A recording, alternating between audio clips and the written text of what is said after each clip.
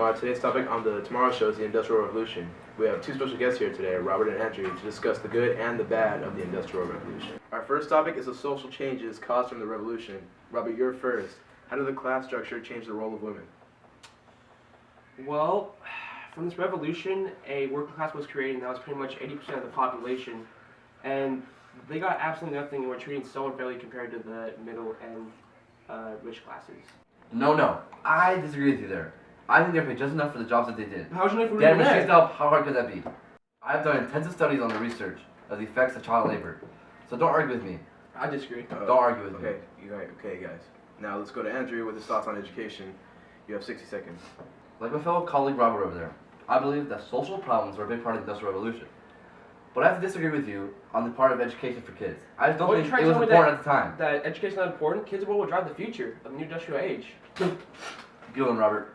I don't think that's possible because when they're not working for 18 hours a day, they are at home sleeping or but the Articles doing of other stuff. 1833 gave more rights to kids, which also banned night work, so this could actually give them time to go to school. Also, I read an article where Michael Sadler interviewed Elizabeth Bentley about when she was a child laborer. Here are the questions he asked, and these are the answers. Question: what were your hours of labor? Answer: as a child, I worked from 5 in the morning till 9 at night.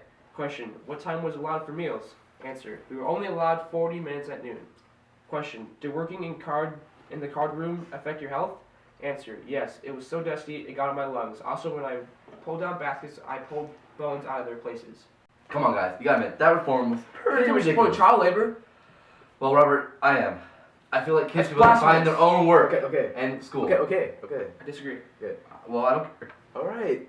The 60 seconds was up a long time ago. Let's move on to our next topic on the revolution, and it's on the political factors. Robert, you're up first. Who has the most power, and are they using it well? Well, because creation of factories and starting for work, people did whatever they can to support their families, no matter the consequences. Also, factory owners took advantage of the workers by making them work in very hazardous situations, and also making them work for almost 18 hours a day while paying them only $10 to $20. Basically, the factory owners controlled the government. Okay. Andrew, your views? I disagree with Robert because the government was not controlled by the rich. BS. It was controlled by everyone. It's the people's government. For all of you that do not know what BS stands for, it stands for be specific. I feel that it was people's fault that they worked in those places. They were low-paying and bad environments. It's the only personal responsibility is to take care of Shouldn't the factory themselves. owners have some sympathy for the workers? They should have some kind of heart. No, they shouldn't. They just want to make money. Okay. What about the society? Was it good or bad? The society was horrible, it was corrupt, and not copacetic. Family values were crippling, and families couldn't see each other much. What about your views, Andrew? I have to disagree with you. The society, Damien, was like a piece of cake. It was delicious. Andrew, you're harshing my mellow. Robert, society's changed every day. Throughout history, like in the Renaissance, the Dark Ages, and the I understand that Great it's Depression. changed, but it's changed for the worse. Kids and families are separated for too long, and society cannot help itself. How do you know that's worse? Alright guys, let's move on to the economical effects. And here's a question for you. Do you believe that Great Britain became the economical powerhouse? I believe this because of Jared Diamond's research on geographical luck. England was located in a place that had iron and coal, which made them financially stable. Also, here's a quote from Jared Diamond. History followed different courses for different people because of differences among people's environments, and not because of biological difference among people themselves. I don't believe in Mr. Diamond's theory entirely, but I do believe that they were the economical powerhouse of the entire world, because they were the first to industrialize, and they changed from mostly agricultural to industrial, which made them financially stable. Okay, Robert, what about the society? Had a tough time adjusting to the new economical system. What was good about the economics? Well, there are several reasons why that the economics were good. First was that there was a private bank that was created, and secondly... Actually, Damien, I think that was my turn. You skipped me. No. Again. Let Robert continue. Like I was saying, they created a steady economic system. Now for the closing questions. Andrew, what is the cost of progress?